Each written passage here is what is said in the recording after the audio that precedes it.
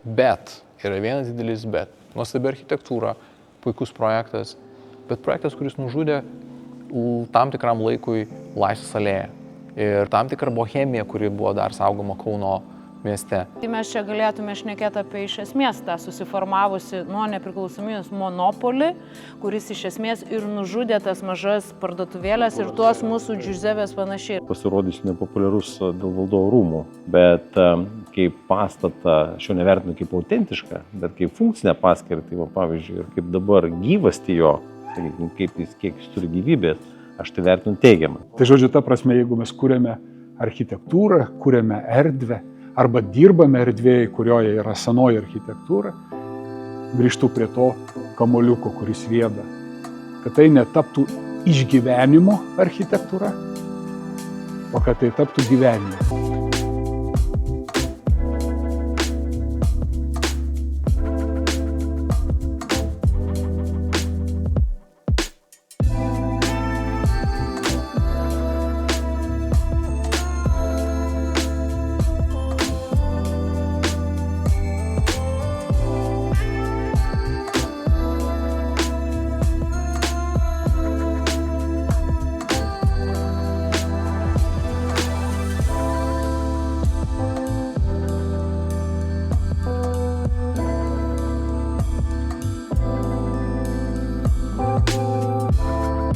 Sveiki sugrįžę į Interior dialogus. Lietuvos interjero dizaino architektūros industrijoje bendram tikslui susibūrė gerai žinomi prekiniai ženklai, tokie kaip Jung, Marmo Ark, Trukmė, Medžio stilius, Bigma, Mr. Clay, Intero, Brenta. Šių partnerių dėka gimė diskusija kviečianti skirtingus sričių ekspertus pažvelgti giliau į projektavimą, tvarumą, technologijas ir psichologiją erdvėje. Antrojo epizodo tema – dizaino renesansas. Naujos požiūris į istorinių pastatų atkūrimą ir transformaciją. Su pašnekovais kvestionavome, kas yra autentiškumas, kaip istoriniai pastatai gali tapti funkcionalūs ir aktualūs šiandien, kaip erdvių transformacija ne tik į savo kultūrinį paveldą, bet ir kuria miesto identitetą bei visuomenės gerovę. Kviečiu klausytis ir sekti mūsų YouTube kanale. Tai noriu pradėti nuo Editos. Edita Stankevičiūtė Rigeto, architektė ir tapytoja, Rigeto studijo vadovė, Bofi de Padova studijos salonų įkūrėja, turinti daugiau nei 20 metų projektavimo patirtį tiek Lietuvoje, tiek kitose Europos šalyse. Taip pat mes turime Almantą Čebanauską, bendrovės Eikos statyba vadovas, per savo profesinę karjerą yra sukaupęs didžiulę patirtį statybos sektoriuje. Almantas yra vienas kompetentingiausių statybos ekspertų Lietuvoje, nes yra perėjęs per visą grandinę rolių. Jis dirbo meistrų, statybos vadovų, projektų vadovų, o paskutinius 11 metų jis sėkmingai dirba direktoriumi. Taip pat turime architektą Algirdą Žebrauską. Algirdas Žebrauskas, architektas, visuomenės kultūros veikėjas, Lietuvos nacionalinės kultūros premijos laureatas, Vilniaus dailės akademijos Telšių fakulteto profesorius, vienas iš Žemaičių kultūros draugijos įkūrėjų Lietuvos atgimimo metais, o nuo 2022 metų yra šios draugijos pirmininkas. Ar teisingai pasakiau? Visiškai. Nuostabu. Gerbiami svečiai, aš esu labai dėkingas ir pamalonintas, kad jūs susirinkote į antrą mūsų epizodą. Ir šiandien aš norėčiau mūsų pokalbį pradėti nuo autentiškumo architektūroje. Ir noriu jūs paklausti, ką jums reiškia autentika architektūrai ir interjere? Kas norėtų pradėti? Algirdai, galbūt jūs? Kadangi noriu pradėti, tai pradėsiu. Tai buvau paskatintas. Pirmiausia, tai džiaugiuosi, puikiai parinkta erdvė, būtent mūsų pasibuvimo čia vietoje, kada mes matome ir autentišką architektūrą, ir kada matome, šiuolaikinį,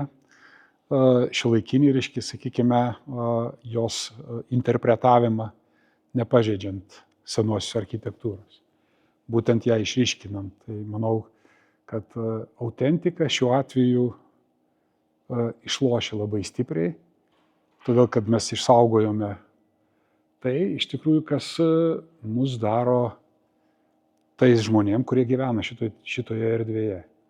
Genijus locis arba vietos dvasia praktiškai neįmanoma yra be to, kas yra už mūsų. Arba, to, ką mes vadiname praeitim arba paveldu, ką vadinam. Iš tikrųjų, tai yra nepaprastai svarbu, Todėl, kad, reiškia, užtenka šitą pagrindą išjudinti ir, reiškia, mes pasidarome kaip dykumoje tie tokie, reiškia, žolės tokie kamuoliukai, esam matę, ko gero, kurie rieda ten, kur vėjas mus neša, su galimybė kažkur tai nutūpt, paskui vėl kažkur riedėti, bet kada pažiūri, kur jie riedėjo, ką jie nuveikė riedėdami, pamatai, kad tai yra tik egzistencija, nei daugiau, nei mažiau. Žodžiu, jie nepaliko nieko, išskyrus egzistencinį savo, reiškia, pradą. Tai man būtent autentika yra ta atrama. Autentika yra atrama, tos šaknys iš tikrųjų, kurios leidžia kurti ateitį, žinant, kas aš toks esu, žinant, iš kur aš esu. Tai tiek galėčiau. Kokios geros mintis. Žinant, kas esu ir iš kur esu.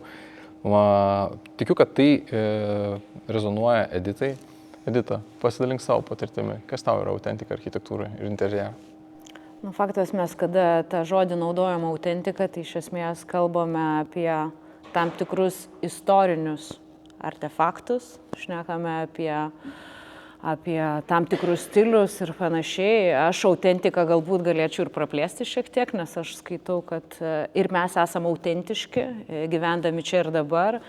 Ir būtent mes irgi kuriam autentišką stilių, jeigu jo nekopijuojam, jeigu žiūrim su pagarba į praeitį ir kuriam šiandieninę irgi mūsų istoriją.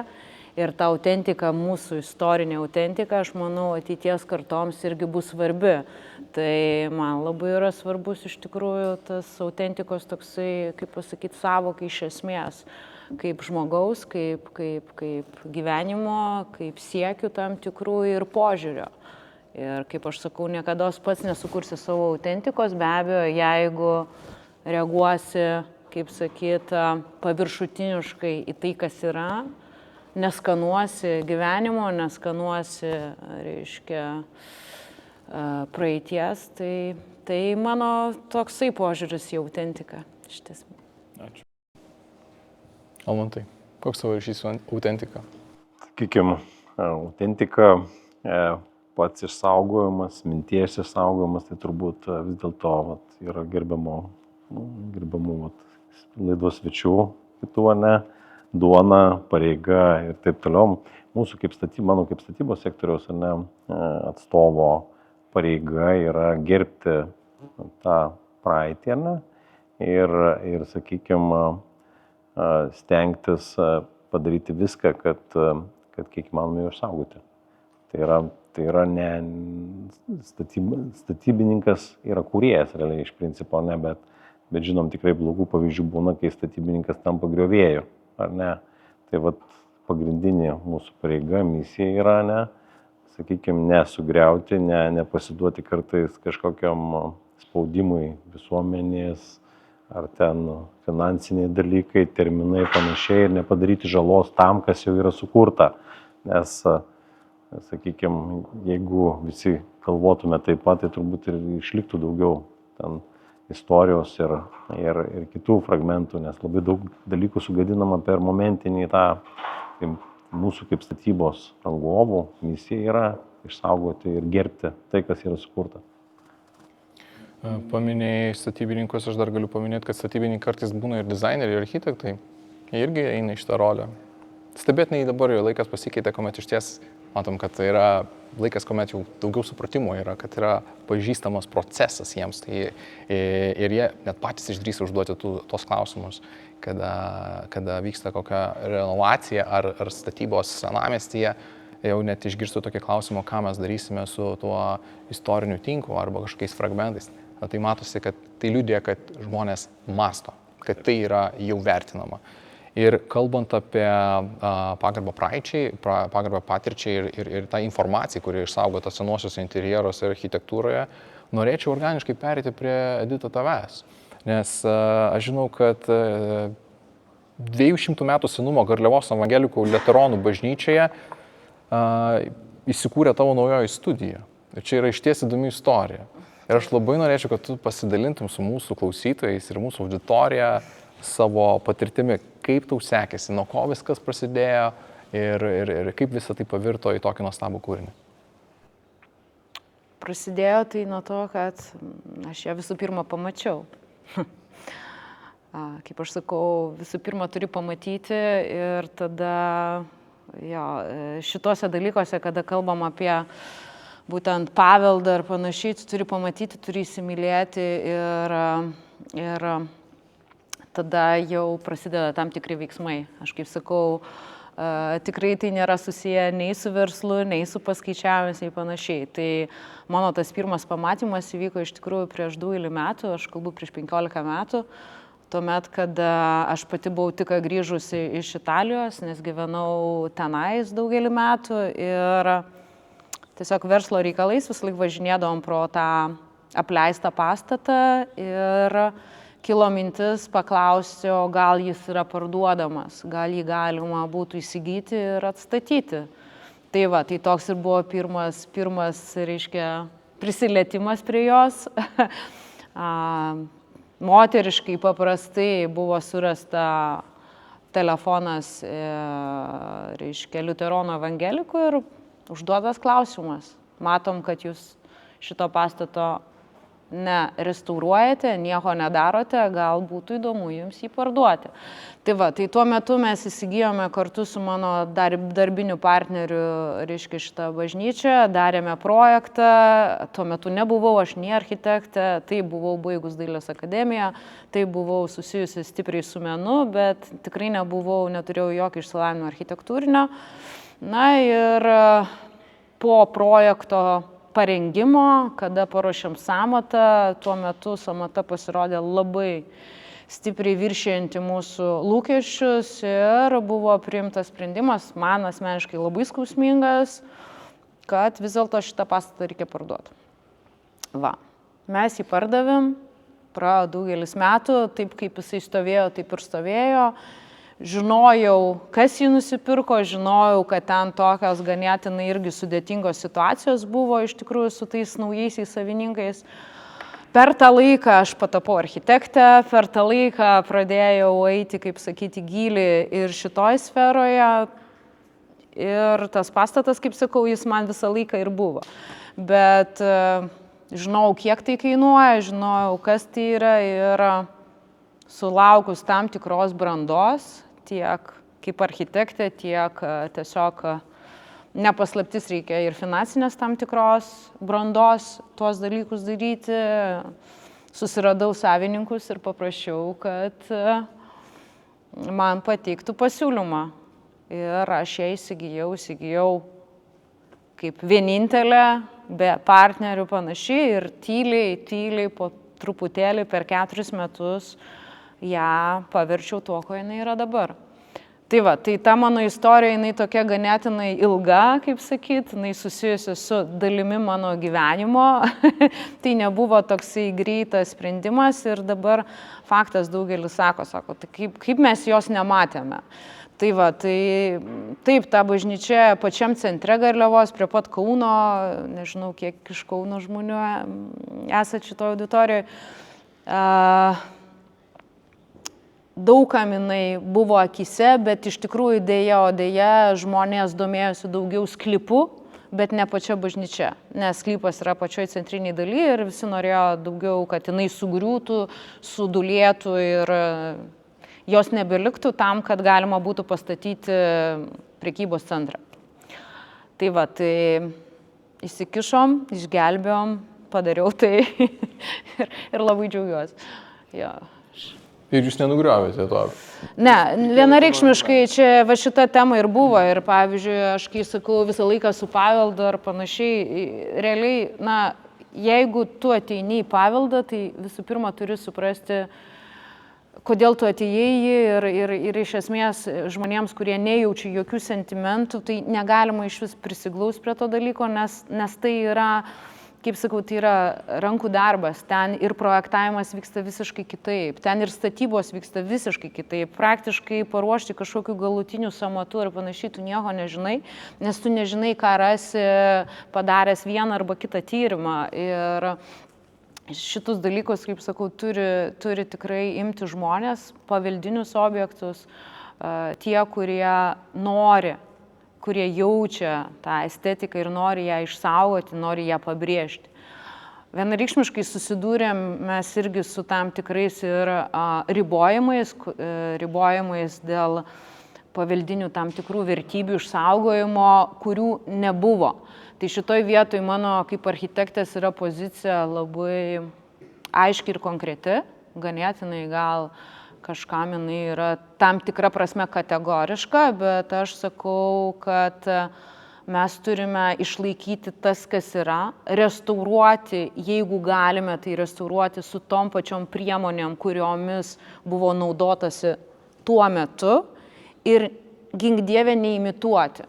Dėl to tam tikri imitavimo momentai mane iš tikrųjų labai erzina ir aš matau ir tam tikrus pavyzdžius ir Lietuvoje, tam tikrus dvarus, kurie yra atstatyti tam tikrą prasme, bet tai yra euro remonto padaryti dalykai, tai aš šitoj vietoj geriau norėčiau kaip ir šitoje erdvėje, tai yra tam tikri dalykai konservuoti, neatstatyti ir tai yra santykis su šiuolaikinė architektūra, su šiuolaikiniu dizainu, kaip sakyt, su mūsų gyvenimu, funkcijom ir panašiai. Tai aš labai džiaugiuosi, kad man pasisekė tai įgyvendinti ir turbūt tai ir buvo didžiausia, kaip pasakyt, pripažinimo sulaukęs momentas, kad būtent su didelė pagarba architektūrai, tikrai neprisilenčiant nei prie vienos sienos, nei prie vieno dalyko, mes sugebėjom padaryti keletą aukštų, galėjom įnešti šiuolaikinius sprendimus, kaip liejamas grindis, tam tikrus elementus architektūrinius, kurie iš tikrųjų nėra, kaip sakyt, nėra paveldiniai, bet jie puikiai integruojasi ir skamba. Tai šitą modelį, kaip sakau, naudoja visas pasaulis ir aš labai skatinu ir Lietuvoje, ir tą patį paveldos departamento atstovus vis dėlto turėti, kaip pasakyti, kiekvieną kartą peržvelgti savo įstatyminę bazę, daryti galbūt konsiliumus, šnekėtis, nes mes nedaug to paveldo turime, kad vis dėlto neiti į tą, vadinkime, pseudo atstatymą, kuris, ir tos energetikos neduoda ir architektūriškai tikrai neveda link niekur. Tai va, tai išsiplėčiau čia taip. Labai gražiai išsiplėtėt ir aš norėčiau organiškai pereiti, kadangi prie stalo esate architektai ir arti architektūros su statyba esate žmonės, aš noriu pereiti prie Algirdo. Algirdai, esate ne tik architektas, esate taip pat ir dėstytojas, dirbate su studentais. Tenka kalbėti su jais ir skiepyti tą pagarbą architektūrai, suprasti ir vertybės autentinės. Norėčiau paklausti jūsų, kaip jūs su jais kalbatės, koks jūsų tikslas, ką norite perteikti jiems, kad jie išmoktų vertinti, suprasti, ne tik griauti, bet išmoktų ir statyti, pritaikyti ir atstatyti. Visi žinom jaunystės, impulsyvumą ir norą iš tikrųjų padaryti viską, ko dar kiti nepadarė. Visada tai yra ir manau, tai yra visiškai suprantama yra. Bet studentai, jauni žmonės, jie yra, ta terpė, kuri ir sugeria, ne tik spinduliuoja, bet ir sugeria. Ir iš tikrųjų yra visada geriausia, ko gero, mokyti iš pavyzdžių, ne tiek iš teorinių dalykų, kiek iš pavyzdžių, kada mato studentas tą santykį būtent autentiško architektūros, meno, lipdybos, freskos, tų dalykų, kurie atėjo, kurie yra laiko žyme paženklinti, ir tai, ką mes šiandien turime, ką mes šiandien kuriam. O būtent kalbėjimas tarp tų laiko žymės ir šios dienos yra, manau, pats svarbiausias dalykas ir dermė viso to. Jeigu mes sugebame, kaip čia tikrai puikus pavyzdys, džiaugiuosi, kad mes, šalia galime aptarinėti tos dalykus, nes teko matyti ir laidą, ne vieną. Iš tikrųjų puikus pavyzdys, kuris ir tarnauja, pavyzdžiui, jaunajai kartai, kaip reikia atsakingai.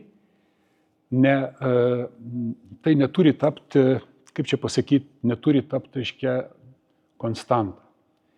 jokių būdų neturi tapti konstanta, todėl kad vis tik aplinka, gyvenimas, sąlygos, tai yra daugybė tų dedamųjų, iš kurių reikia būtent išrinkti tą optimaliausią kryptį, optimaliausią sprendimą. Kiek reikia atiduoti pagarbos, o tiksliau reiškia, sakykime, dėmesio paveldui, kad erdvė, kurioje mes kūrėme, galėtų gyventi toliau. Nes čia yra taip pat toks, reiškia, mes dabar turime iš kultūros paveldo departamento tą dažniausią konstantos, reiškia, kad tai yra neliečiama, nejudinama. Ir iš tikrųjų, kada pamatai santykį tarp to, kad neliečiama tampa griuvena ir akyse griūva, vietoj to, kad tai būtų išsaugoma, interpretuojant, pavyzdžiui, sakysim, naujom medžiagom, aš kaip sakau, reminiscenciniai dalykai, kurie, reiškia, ne kopijuoja, bet kalbasi. Kalbėtis moderniam su istorijos palytėtų kontekstų yra pats svarbiausias dalykas - išmokti. Pagarba. Žinia ir pagarba yra tie dalykai, kuriuos reikia išmokinti jaunus žmonės, kad jie suprastų, kad, reiškia, netgi pagarboj ir žinioj apie tai, kaip išsaugo tą pagarbą ir tame polėkyje kurt naują šios dienos kontekstą, visur galima surasti dermę. Ir ko gero geriausias rezultatas visada yra tada, kada mes sugebam rasti tą optimalų dalyką. Tai yra visada sudėtinga. Visada yra užsakovo pozicija, visada yra saugotojo pozicija, nes mes dažnai saugomą elementą įsivaizduojam, kad tai paėmiau, uždėjau gaubtą, ištraukiau orą ir džiaugiuosi. Tai, ką mes saugome, yra taip pat gyva. Nesvarbu, kad tai yra medžiagoj, bet tai yra gyva, visiškai gyvas dalykas. Jis pulsuoja savo istoriją, savo energiją ir su juo reikia kalbėtis kaip su gyvų dalyku. Ir ta prasme, kurti naują, pagarbiai interpretuojant ir saugant seną, aš galvoju, tai yra tas išeities taškas, kuris leidžia mums kurti, negriaunant, kurti, nenaikinant. Ne? Grįžtu į tai, ką pradėjau, reiškia, augti iš šaknų, gerbent šaknis savo. Nes nepaprastai progresyvus dalykas gali būti, pavyzdžiui, važiuosit į Suomiją, Norvegiją, ten pamatysit, reiškia, elektros stulpai, stovi visi mediniai. Tai yra progresas, ne, reiškia, ant jų kabo laidai, galima taip interpretuoti, bet jie nebeturi šaknų. Jie patarnaus tam progresui ir išnyks. Tai žodžiu, ta prasme, jeigu mes kūrėme architektūrą, kūrėme erdvę, arba dirbame erdvėje, kurioje yra senoji architektūra, grįžtu prie to kamuoliuko, kuris rieda, kad tai netaptų išgyvenimo architektūra, o kad tai taptų gyvenimu. Žinokit, dar nėra tas blogiausias dalykas, tas kamuoliukas. Jisai, kaip pasakyti, nepadaro žalos. Jis ten taip nuvilnėjo, dar nėra blogiausias pavyzdys. Blogiausias yra, kai... Bet ir nepalieka. Reiškia, tas yra, kad jis juda, jis gyvena savo. Bet aš, pažiūrėjau, šitoje vietoje ir esu tų dviejų dalykų, aš kaip sakau, ne visą laiką reikia palikti kažką. Ta prasme, mes architektai kartais turime tas tokias labai didelės ambicijas ir iš tų ambicijų kartais kyla irgi tam tikri dalykai, kad tu, toksai, nori išsisprausti. Bet aš, kai sakau, yra tokie du dalykai, ne visi pastatams lemta likti iš esmės. Yra kiti pastatai, kurie iš tikrųjų ir yra ta tvarumo filosofija eina link to, kad, žodžiu, yra pastatyti taip, kad juos galima išmontuoti ilgainiui, ta prasme, ir keičiasi funkcijos, mūsų gyvenimas ir taip toliau. Ir jisai, kaip tas kamuoliukas, kuris, jisai jisai ten prabuvo ir jo. Jeigu kalbėt faktas apie žmogaus tą tuštumą, tai be abejo, bet jeigu taip apie architekto poziciją, tai kitą kartą ta tokia, pravingiuojant ir kaip tik atsisakymas savo ambicijų, bet tam tikras, kaip sakyt, tas tarnystė, tam tikras funkcijos įvedimas žmogui, tas davimas, jisai irgi nėra blogai iš esmės. Na, aš čia tik turėjau omeny tą gilesnę, aš supratau, reiškia, jo emociją, nes natūralu, tokia... kad mes turėsim ir, reiškia, poreikį daugiabučių statyti. Ir tai, ką vadinam išgyvenimu, reiškia, tai nuo to mes niekur nepabėgsim, reiškia, bet va, ten, kur ateinam į tą, sakykime, tokią istorinę erdvę, reiškia, tą, kuri turi atmintį, ne? Tai va, ten jau tada ir prasideda tas, va, kiek giliai, kiek reikia suvokti tą atminties, aiškiai, kontekstą, kiek ją reikia vertinti ir ką jinai mums duoda. Aš ta prasme turėjau galėti. Tai, ja. Jūs turbūt kalbate ir apie tai, kad, sakykime, ir dėl šitų dalykų reikia susitarti, turbūt, kartais, kaip minite, ne pozicijos tam tikrų valdiškų institucijų lemia tai, kad taip saugom, kad net sugriuva, ar ne? Ir sugriuva galbūt turintys tikrai vertę, o galbūt yra saugomi tie pastatai, kurie neturi tokios vertės. Tai turbūt apskritai ir mūsų visuomenės visos yra ne tas, čia galima vadinti problema, gal ir visur jinai yra, bet kad susitarti, ką mes iš tikrųjų saugom, kas mums svarbu ar ne, ir čia turbūt to pritrūksta, ar ne. Tai labai gera mintis, labai gerai palėtei, ką mums saugoti ir kas turi vertę, kas neturi vertę, tą visuomenę, jai tikrai sunku atskirti. Taip. Mes neturim parametrų, kaip pasakyti, visuomenės žmonės neturi kompetencijos tam įvertinti. Jie vadovaujasi emocija. Dažnai tavo emocija būna impulsyvi ir žmonės sureaguoja į kažkokią, vadinkim, iškeltą antraštę, kad štai bus nugriautas toks ar toks statinys. Ir staiga suklūsta žmonės, sakydami, ne, tik išsaugokit, nes jis turi mums prisiminimus, jis kelia sentimentus ir panašiai, todėl mes turime atskirti, kad šitame dalyke dalyvauja ne tik, vadinkim, istorinė patirtis, bet ir emocijų, žmonių santykių su to statiniu. Čia yra daug jautrių dalykų, kurie iš tikrųjų irgi veikia architektūroje. Almantai, noriu paklausti tavęs, labai gera mintis dabar, kadangi visuomeniai buvo susiskaldimų viena tema apie Vilniaus oro uostą. Tai yra statinys, kuris iš esmės yra pristatomas kaip autentiškas statinys, senoji architektūra, kuri turi kažkokią informaciją.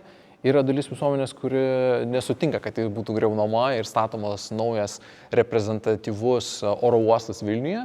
Ir sako, kad visgi reikėtų mums išsaugoti, nes jis yra jaukus, jis yra unikalus, tokio Europoje nėra. Ką tu galvoji apie tai? Aš žinau, kad tau teko dalyvauti prie naujo terminalo statybos oro uoste. Pasidalink savo mintimis. Taip, tai tikrai oro uosto pačiam tam tikrai 2-3 metai ten gyvenam ir dirbam. Ir kas nežino, tai 25 metų vasario 4 dieną jau skriste iš naujo oro uosto išvykimo terminalo, kuris yra užbaigtas, vyksta technologinės įrangos, ten derinimo, montavimo darbai, mes jį esame atidavę užsakovui, dabar jis ruošia jį. Ir turbūt kas metai vis grįžta ta diskusija, ar, sakykime, ta centrinė dalis turi būti paveldas, neturi būti, nes funkciškai žiūrint, kadangi tikrai ten teko daug, sakykime, darbuotis to projekto, ten labai blogai. Taip kaip dabar yra, išsaugojant seną dalį, funkciškai oro uostas yra labai sudėtingai suvaldomas, sakykime. Yra sprendimai, vyksta dabar architektūrinis konkursas ten išvykimo terminalo pastatymą, bet daugiau tai yra problemų sprendimas. Realiai, jeigu ta centrinė dalis būtų galima nugriauti ją, tai tikrai oro uostas būtų šiuolaikiškesnis, bet aš turbūt labai diletantiškai nuskambėčiau čia, jeigu sakyčiau, kad būtinai jį reikia nugriauti ir viskas. Aš tikrai neturiu, sakykime, kompetencijos ir tikrai nesu kultūros paveldo, sakykime, žinovas, tai tikrai skambėtų turbūt labai, labai nekaip, jeigu aš sakyčiau, reikia nugriauti, nes ten nepaveldas. Tai ne aš tą galiu įvertinti, čia turbūt gali įvertinti tie žmonės, kurie tame gyvena, ne? Negaliu spekuliuoti, yra gandai tokie, kad tokių oro uostų yra 2 ar 3, sakykime, Sovietų Sąjungoje. Tai jeigu taip yra, tai nežinau, ar ten, sakykime, ar ten turi tokių kultūros paveldo požymių, tai čia turbūt reikėtų vertinti specialistam, bet kad funkciškai jisai, sakykime, neveikia, tai tas taip. Tai... Prašau. Čia norėtųsi tik pasakyti, Pranciškus Asyžietis, teko būti, Asyžiuje, toks labai įdomus, sprendimas man, įeinat į didžiulę baziliką pastatytą ir joje integruota senoji Asyžiečio bažnytėlė. Kur vedu mintį? Kad laikas pasikeitė, situacija pasikeitė, bet išliko ir laiko dvasia, išliko ir istorinė dvasia. Čia galima kalbėti apie, sakykime, būtent Aerouosto. Vis tik Aerouosto centrinis pastatas tai yra funkciškai tai, kas yra iš tikrųjų labai, labai, labai svarbu. Jeigu žiūrėtume, jis vis tik tai yra transportinis, inžinerinis, mazgas, kuris turi savo aiškę tarnystės kryptį. Pirmiausia, jinai yra vis tik funkcionali. Tai yra labai aišku. Dabar jos, sprendimui trukdo, statinys, kuris pastatytas, bijau pasakyti, kokiais 60 ar 57 metais, kurio apimtis yra būtent, Pranciškaus Asyžiečio koplytėlės, dydžio. Grįžtu prie to. Įdomus parametras. Tai kaip įsprendė, sakykime, per laiką italai įsprendė tą klausimą paprastų būdų, plėtė, saugodami, Tai vienas iš tokių kelių yra. Man tai asociacijos, pavyzdžiui, sakysim, su ta tipizuota, aiškiai architektūra, kuri, pavyzdžiui, nepalyginama yra su Musolinio laikų, pavyzdžiui, Italijoje. Jeigu teko būti, kuri puikiai interpretuoja, pavyzdžiui, modernę klasicistinę architektūrą, romėnišką architektūrą, bet moderniai. Čia mes turime totalitarinę architektūrą tiek ten. Bet čia reikia išsiaiškinti, kiek čia yra vertė. Susitarti, kur vertė, ar ne? Tai ta prasme, jeigu mes galvojam, kad ta vertė yra, kuri išlieka, yra kiti būdai, Nes, kaip sakau, atsiranda bazilikos sprendimas, kur galima integruoti ją visą ir ją palikti kaip, daiktą, kaip laiko dvasią, bet netrukdančią aplamai gyventi ir funkcionuoti, Aerouostui. Bet tai yra visiškai mano, nors esu paveldosaugos, ir ekspertas ir dirbu toj srity ir žinau, kas yra laiko žymė ir kas yra laiko, bet vėlgi grįžtant prie to, kaip rasti kompromisinį variantą, kada reikia ir laiką įvertinti, ir poreikį įvertinti, ir šios dienos aktualiją ir leist gyventi objektui. Tai yra visokių dalykų. Galima vėlgi grįžti prie to, kad tai yra užima centrinę vietą, iš jos funkcionaliai neišeina, arba yra variantas labai paprastai atskirt, palikti kaip atskirą dalyką, statyti naują terminalą, naują viską ir šitą palikti kaip daiktą, kuris... Realiai link to dabar ir juda viskas. Link to juda dabar viskas.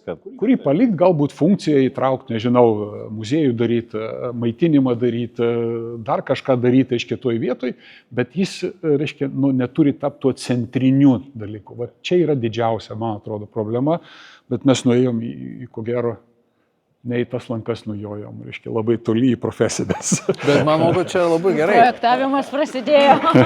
Manau, kad labai gerai, kad mes nueinam į tas lankas, nes iš tiesų čia irgi slypi labai daug atsakymų, su kuriais mes ir daliname su mūsų klausytojais ir auditorija. Ir visuomenė turi visada aštrių nuomonių tokiais atvejais. Prisiminkime Valdovų rūmų projektą. Jautrus klausimas. Tai kiekvienas turime savo nuomonę apie tai. Statinys, kuris neturi autentiškos informacijos ištakų, kaip jis turėtų būti atstatytas. Buvo improvizuota, buvo pasirinkta strategija Algirdo Mykolo Brazausko, kuris nusprendė, kad tai yra jo gyvenimo projektas ir jis turi būti įgyvendinti. Ir kažkas svėrė, ar čia buvo labiau ambicijų dalykas, ar visgi vertybinis dalykas, ar tai buvo visgi svarbiau miestui, ne asmenybei. Bet šią dieną mes matome jau šiek tiek ataušus emocijom, matome tą statinį, kuris jau dabar jau įgavo kitą krūvį. Ir norėčiau, kad jūs pasidalintumėte savo mintimis, kaip jūs vertinate šį pastatą, kuris kaip ir nėra autentiškas, bet jis turi kažkokią informaciją. Ten yra daug replikos, bet ji irgi yra kvestionuojama. Pasidalinkite savo mintimis. Aš tai galiu drąsiai pasidalinti Prašau, savo Edita. mintimis. Drąsiai. Mes drąsiai klausysim. Aš tai, kaip pasakyti, turiu savo nuomonę ir ta nuomonė nėra teigiama, iš tikrųjų, šito pastato prasme. Kodėl jisai pradėjo veikti, Dėl to, kad jis yra puikioj vietoje ir jeigu tai būtų labai geras šiuolaikinis statinys, su visom funkcijom panašiai, jisai būtų veikęs ne ką prasčiau ir dar galbūt geriau ir reprezentuotų mūsų Vilnių kaip iš tikrųjų geros architektūros miestą, ne tik paveldą, kurį mes turime, bet ir gera architektūra ir ne tik naujamiestė, bet jis galėjo atsirasti nuostabiam santykėje su katedra, mano nuomonė. Šitas pastato pastatymas ir panašiai, man primena Dubajų, man primena tuos netikrus pranašus, kur taip mes kažkur girdėjom ir kažką sudarom, imituojam ir panašiai. Tai čia yra mano asmeninė personalinė nuomonė, gerbiu visų kitų nuomonės, bet jinai tokia ganėtinai, galbūt radikaliai nuskambės. Dabar jau yra kaip yra, aš ten irgi einu į koncertus, ta prasme, vardan koncertų. Bet tai nėra tas pavyzdys, kurį rodyčiau ir kuriuo labai džiaugčiausi. Tai... Algirdai, tu turi santykių su valdovų rūmais, įdomu. Jo, tekę ir pačioj pradžioj, reiškia, kada 88 dar Sąjūdžio laikais, reiškia, teko šiek tiek, reiškia, dalyvauti, ką daryti. Reiškia, nes ten buvo archeologiniai jau tyrimai pradėti daryti ir ką daryti toj vietoj.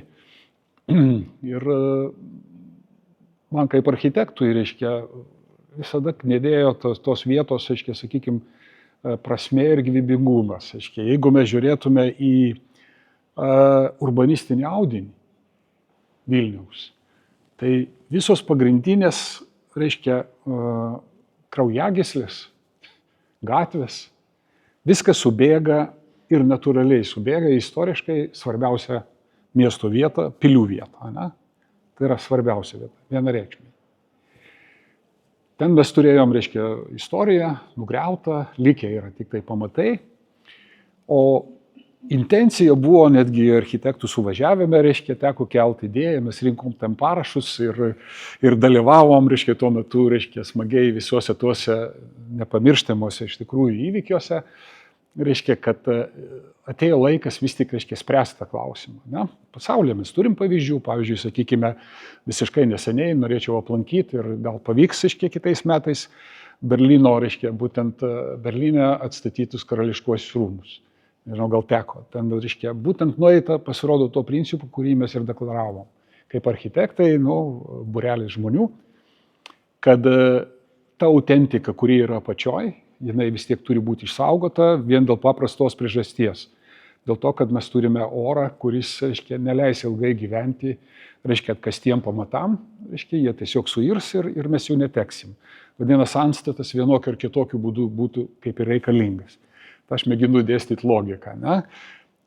Turime likusius piešinius, reiškia, kurie, reiškia, dar griūvančius rūmus, reiškia, yra aiškiai įvardyje, reiškia, bent jau piešiniuose ir taip toliau. Ir idėja buvo siūloma tokia, kad tai, ką mes galime atrodo, Smuglevičiaus liktai piešiniai, reiškia, iš piešinių, ką galime atstatyti, fasadus atstatyti, o turinį daryti visiškai modernų, naują, alsuojantį, reiškia, ir tokiu būdu gauti tą būtent širdies arba kraujagyslių sutekėjimą į jai skirtą vietą.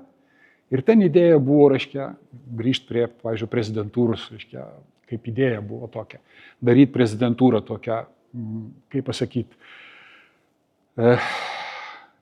alsuojančią, lankomą, gyvą, paliekant ten tiek, kiek reikia administracijai, bet tai būtų, reiškia, tokia gyvastis, nes iš tikrųjų, vėl grįžtant prie to istorinio konteksto, ten ir buvo, reiškia, ten buvo operos statomos, ten buvo visi dalykai, reiškia, daromi, kas ir vyko, tai mes tokiu būdu būtume laimėję kelis, reiškia, dalykus. Būtume turėję bent jau tą, vadinkime, ten atrodo pietinis ir pietvakarinis fasadai, kurie yra nupiešti, kuriuos galima atstatyti, kur yra sienos ir taip toliau. Ir ten nebūtų nusikaltimas, nes mes matome daugybę tokių sprendimų, reiškia, ir Europoje. reiškia, ir būtų svarbiausia funkcija grąžinta, reiškia, ir būtų naujai architektūrai vietos. Tai va, buvo toks siūlymas, mes labai aktyviai reiškėmės, bet nuėjo į tą, sakykime, eklektinį visiškai sprendimą. Reiškia, jis yra, kaip aš sakau, jis nėra smerktinas visiškai taip, absoliučiai, kad, pavyzdžiui, paimam, ištrinam, nes jis jau yra. Ne, jis jau yra. Jis funkcionuoja. Mes matome, reiškia, ekskursijas, matome parodas, reiškia, einame, lankome ir taip toliau. Bet šiuo atveju, pavyzdžiui, architektūrinis sprendimas galėjo būti truputėlį kitoks. Čia tas pats, kaip mes turime Paryžiui Luvrą, ta prasme, tą piramidę, kur būtent santykis, nes tas ir momentas yra, grįžtant prie autentiškumo, ir yra, kad mes, ta prasme, neturime imituoti. Ir jeigu mes šnekam apie kopijavimą gerąją prasme, kad, ta prasme, žiūrėt, kas vyksta pasaulyje, plačiaja prasme, ir, kai sako jaunimui, pradžioj išmok kopijuoti, o po to jau kurk, ta prasme, neišradinėk dviračio, tai kopijuoti, žinoti nuo kopijavimo yra didelis skirtumas, ta prasme, tai vat, jo, ir man irgi tam paveldiniam kontekste, tai šitas momentas pats. Ir dar grįžtant prie aerouosto pavyzdys, tai irgi, aš kaip sakau, mes esam tokia jauna tauta ir pas mus iš tikrųjų dar tą, kaip pasakyti, mes neturim to raumens tokio ir to kultūrinio pajautimo iš esmės, kad galėtume priimti sprendimus tokius kaip pavyzdys dėl aerouosto, to pastato, kur ir šiaip jau labai daug yra dalykų, kad vis dėlto, na, kas jį pastatė ir tas laikmetis, ar tikrai tas pastatas yra vertė mums kaip tautai ar ne, ir kaip sakyti, o po to jau tie projektavimo momentai faktas, taip, tas labai gražus yra apgaubimas, ką ir Kančas Kaune pas mus šitą Akropolį yra padaręs, tą apgaubimą, sakykime, tai tikrai labai, labai geras būdas išsaugoti, bet kartais yra klausimas, ar reikia. Ar to reikia? Pasirodysiu nepopuliarus dėl valdovų rūmų, bet kaip pastatą, aš jo nevertinu kaip autentišką, bet kaip funkcinę paskirtį, pavyzdžiui, ir kaip dabar gyvasti jo, sakykime, kiek jis turi gyvybės, aš tai vertinu teigiamai. Ir antras dalykas, aš vertinu teigiamai, kad iš viso jis atsirado, nes dažnai būna Lietuvoje, kai 20 metų mes svarstom, kad kažką daryti ir tada nieko neturim. Tai aš šitoje vietoje galvoju, kad, žinot, ir ten, sakykime, nesiekiant jau ten, nežiūrint to labai autentikos, bet tiek vaikai, kiti dalykai ir taip toliau turi vietą, kur, sakykime, yra... Taip, bet mes kalbame ne apie funkciją ir mes nekritikuojam pačios funkcijos, mes šnekame apie estetinę išraišką. Ir būtent toje kitoje estetinė išraiška galėjo lygiai taip pat tą pati funkciją išlikti, ką mes šnekėjom, bet mes šitoje vietoje galėjome turėti tą santykį tokį ir, kaip sakyti, kaip šiuolaikinės mūsų Paryžius, Milanas, Berlynas turėti tą architektūrinį skambesį ir jo, tai čia tik apie tai. Pačią funkciją, aš kaip ir sakau, aš tai nekritikuoju, nes jinai labai buvo reikalinga ir neišvengiamai ten ta vieta negalėjo būti tik tai aikštė. Labai geras pavyzdys paminėtas apie Kančo projektą Akropolį. Jis tai yra išties nuostabus projektas kaip architektūrinis projektas. Jis yra organiškai įsiliejęs į tas su pagarba, į tą autentiškas erdves, ten kur man regis, neklystu, buvo audėjo fabrikas ir tu vidų interjerė pasijunti, lyg tu būtum dar kažkokioje gatvelėje, tu jauti atsikartojimą, tu matai kažkokios prospektukus, gatvelės bet, yra vienas didelis bet, nuostabi architektūra, puikus projektas, bet projektas, kuris nužudė tam tikram laikui Laisvės alėją ir tam tikrą bohemiją, kuri buvo dar saugoma Kauno mieste. Kaip jūs vertinate tokį fenomeną? Replikuosiu, reiškia, dėl būtent tos funkcijos nužudimo Laisvės alėjai. Jo, vis tik tai yra, ko gero, ir blogai, prigeso labai gatvė, ne, mes matėm tą, bet paskui iš kitos pusės tai yra postūmis ieškoti kitokių sprendimų. Kitokių sprendimų, kitokio prekybinio, reiškia, sakykime, formato.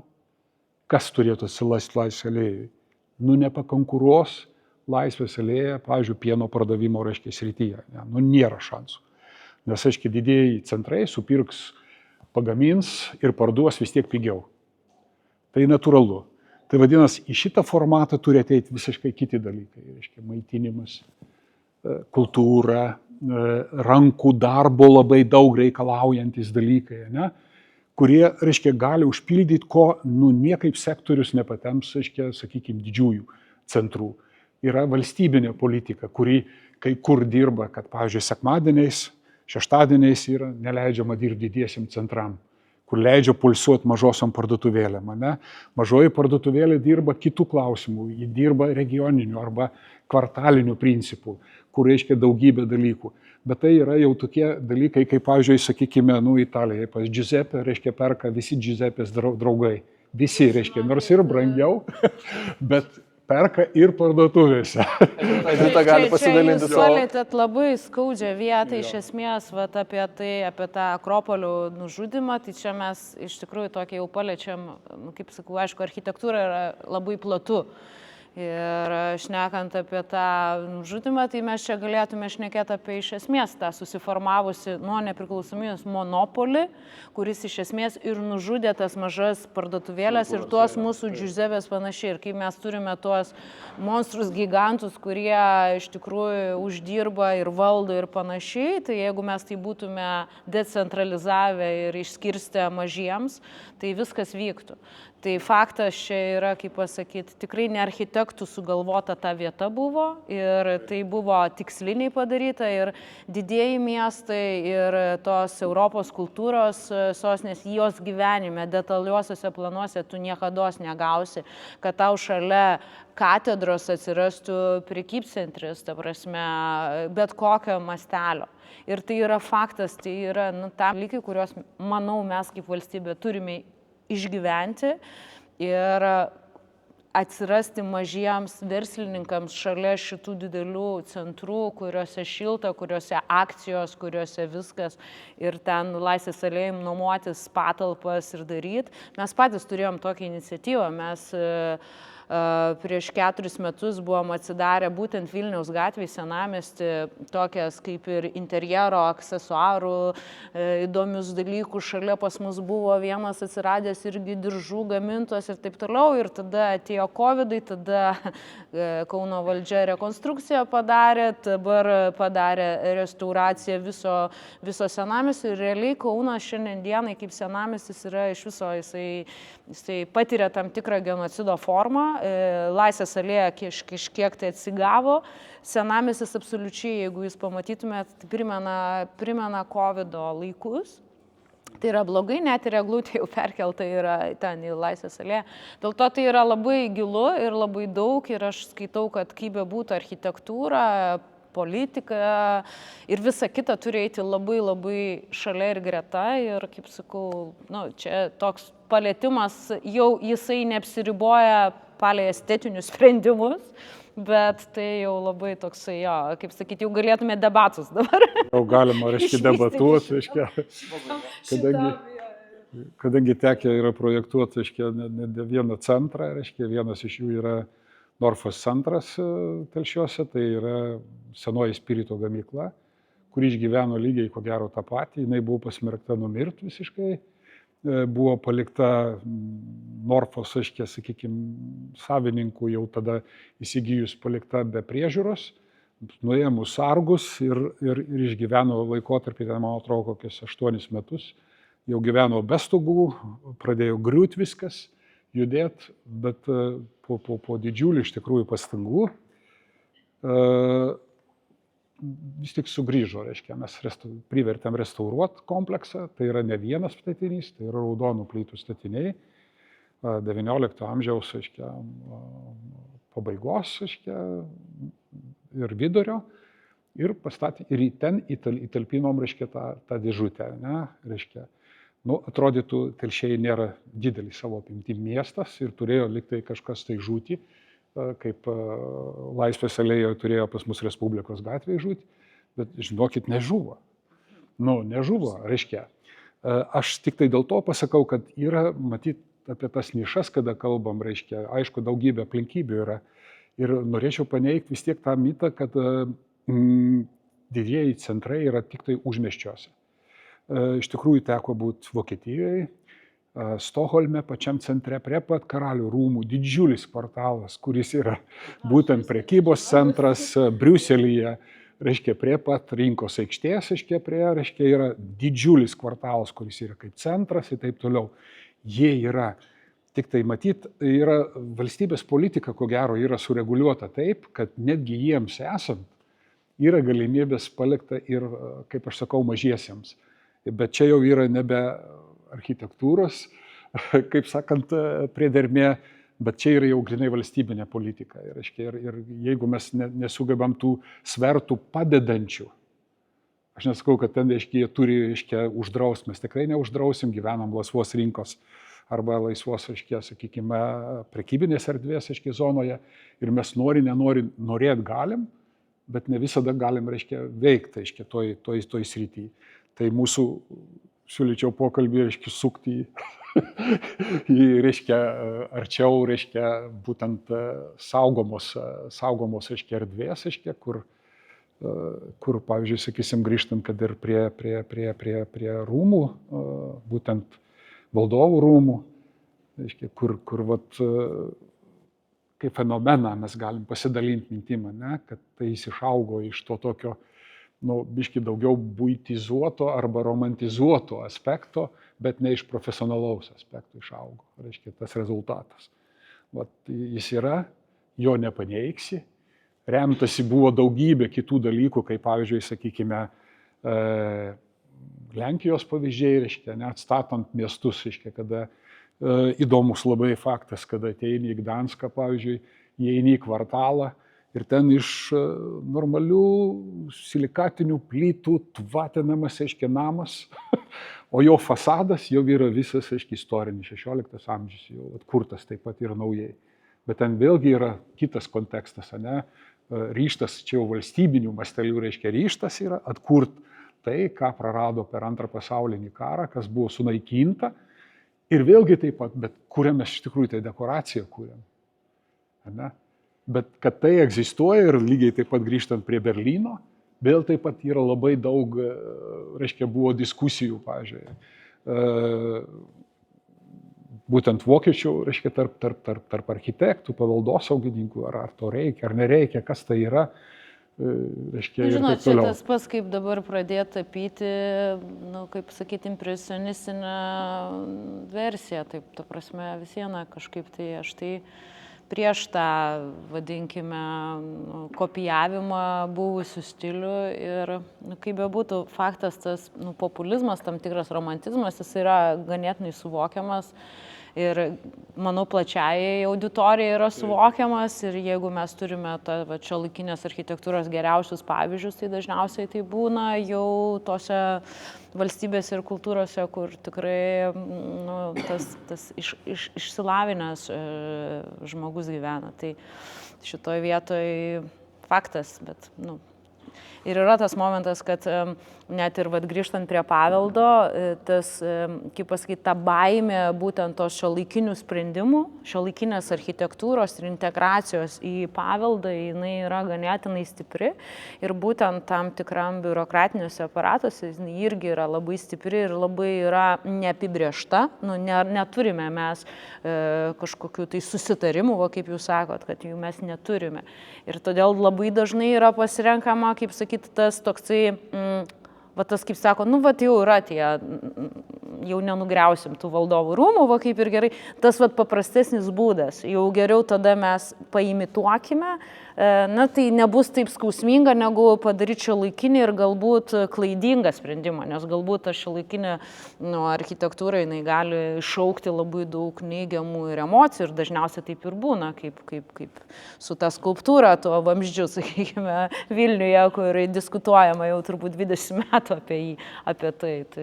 Tai iš tiesų įdomus projektas, kuris irgi sužadino emociją. Ta emocija jau turbūt ir per ašaras, ir per pyktį, ir per susižavėjimą. Ir yra šalininkų, kurie sako, kad to ir buvo paskirtis - sukurti tą reakciją. O dabar mes blaškomės ir galvojame, ar reikia jį transformuoti, paversti į kažkokią kitą, bet pasižiūrėkit. Jis vis dar stovi, Niekas, kaip sakant, dėl to nenumirė ir visi veikia tame, vadinkim, Vilniaus pasaulyje toliau sėkmingai. Tai vadinasi, galbūt nebuvo toks didelis skaudulys. Ir galbūt mes kiekvienas mėgstame savintis tą miestą. Va, tai yra mano miestas, tai yra mano erdvė, aš noriu, kad būtų taip, kaip aš noriu. Ir taip yra. Taip, kaip aš pripratęs.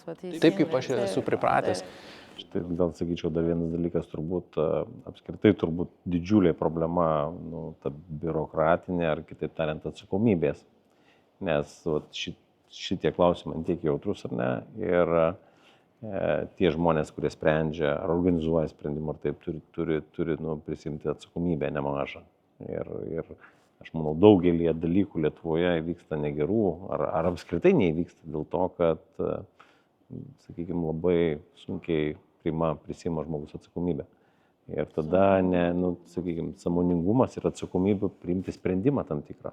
Sprendimą galų galėt, sakykime, inicijuoti diskusiją, kaip ir tą patį oro uostą. Aš kas metus vis paskaitau, vis pasikalba ir taip toliau ir vėl toliau vyksta. Tai vieną kartą gal kažką inicijuoti kažkokį tai ir priimti sprendimą. Bet nepriimti sprendimų yra patogiau ir už tai niekas nenukentės. O kaip mes galim paskatinti sąmoningumą? Galite pasidalinti patarimais, kaip mes galim tai paskatinti? Kaip ta visuomenės branda gali atsirasti šitais klausimais? Kokiais būdais jį gali vykti? Vienas dalykas, mes turim auginti visuomenę, reiškia, sakykime, informatyvių kontekstų, reiškia, pavyzdžiui, per kultūros laidas, ne per ten, kur, nežinau, ten kažkokią gelbėkit, kur ten gelbėja kaime, ten su raudonom lėmenėm, ten tos pijokus visus, reiškia, rodo, reiškia, televizija varo, tai kažkoks absurdas, reiškia, ten kažkokiam, nežinau, ką bendro turi, reiškia, su visuomenės kontekstu, reiškia, skiriamos laidos.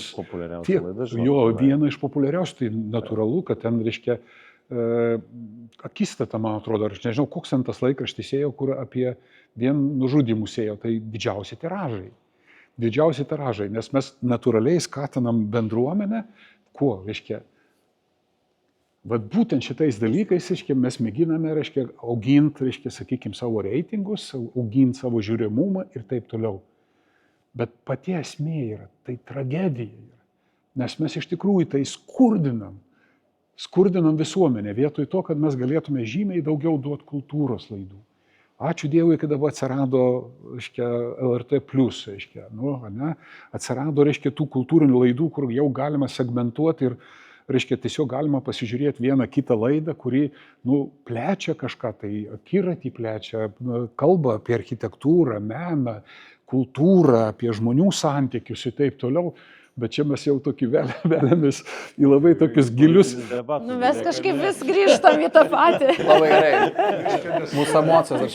Tik ką nuėjo, reiškia, dabar rinkimai, tai mes dar matyti įsiaudrinę. Matot, aš, pavyzdžiui, ką, taip akcentuosiu, irgi šiek tiek, nes, kaip sakant, tokia esu ir iki šios dienos aš labai, intensyviai dirbu ypač su Italija ir su vakarais. Ir suprantat, taip kaip šitas renginys, kuris yra dabar tam mažam amplua, kas vyksta ten, nes kada yra komercija, komercinės televizijos jos turi iš kažkur valgyti duoną valgo iš reklamos, reklama ateina, reitingai, masė žmonių, faktas, jiems kultūra neįdomi, jiems įdomios skandalai ir visi kiti neskanūs dalykai. Ką daro vakarų šalis, nes ten lygiai ta pati sistema, lygiai tas pats yra 80 ir 20 visam pasaulyje yra ir nuo to niekur nedingsim, bet atsiranda verslas, kuris mecenuoja. Ta prasme, yra tam tikri dalykai, dizaino festivaliai, yra popcastai, yra tam tikros iniciatyvos, kurios yra susiję su tuo, kad verslai investuoja, jie atsiranda, kaip pasakyti, nes negali iš niekur atsirasti. Taip, Lietuvos televizija, tai yra Lietuvos valstybinė televizija, jinai taip kultūrą duoda, bet nepakanka šitų dviejų kanalų, ta prasme. Tai yra kiti dalykai, kur einama iš tikrųjų ir į studentus, ir į švietimą, ir su tais pačiais architektais yra dirbama, ir kviečiami patys garsiausi pasaulio tam tikri autoritetai, kada tu eini į paskaitas. Ir visa tai būna nemokama, visa tai yra mecenuojama tam tikrų verslų. Ir aš labai tikiuosi, kad iš tikrųjų su verslu ateis šitie dalykai ir pas mus, kad verslai vis dėlto neis jau vien tik į plėtrą, bet eis į tam tikrą gylį ir į tą Lietuvos būtent, nes be kultūros mūsų viskas, ką mes darom dabar, nieko nebeliks. Ta prasme, nieko nebeliks. Kiek mes sukaupiam, jeigu nebus mūsų ateities kartose kultūros suvokimo, nebeliks pagarbos ir mums, ką mes čia darėme, nes taip keliauja gyvenimas.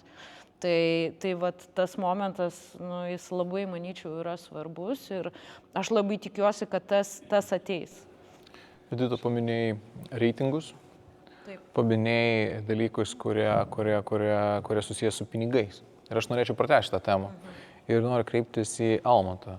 Almantai, tikiu, kad tavo komanda yra susidūrusi su biudžeto valdymo procesais, terminų valdymo, grafikų valdymo procesais. Ir tai yra vienas iš esminių klausimų - pinigai. Ar atstatyti brangiau verta, ar lengviau nugriauti ir tai bus pigiau ir atsistos to vietoje kažkas naujo. Pasidalink savo patirtimis, kaip tu susiduri šito, kaip statybų procesuose turi įtakos biudžeto planavimas ir kaina miestui, kaina verslui. Vienareikšmiškai turbūt, ar ne, kiekvienas iš esančių suprantam, kad atstatyti, rekonstruoti ir panašiai, tai vienareikšmiškai brangiau. Kiek jau čia priklauso, sakykime, statinio paskirtis, išliekamumas, sakykime, būklė ir panašiai, tai čia turbūt vienareikšmiškai. Sprendimą turbūt mes, sakykime, kaip statybos rangovas, ar ne sprendimo tame etape, kai sprendimas priimamas ar atstatyti statinį ar naują statyti, tai, sakykime, nedalyvaujam, todėl aš nelabai galiu pakomentuoti. Bet tenka susidurti su projektais. Mes veiklos statybą, kaip nekeistai skamba, ne tik pastatus statomės, ir parkus dar darom Vilniuje. Esam reformatų parkas, japoniškas sodas, dabar kitas projektas, Tauro kalno sutvarkymas. Tai aš galiu kaip pavyzdį duoti reformatų parką, kur supratome po projektų, kad mes blogai komunikavome apie jį, nes projektas truko gal 3,5 metų ir po to sulaukėm atgarsių, kad jūs labai kažkaip blogai dirbot, nes labai ilgai.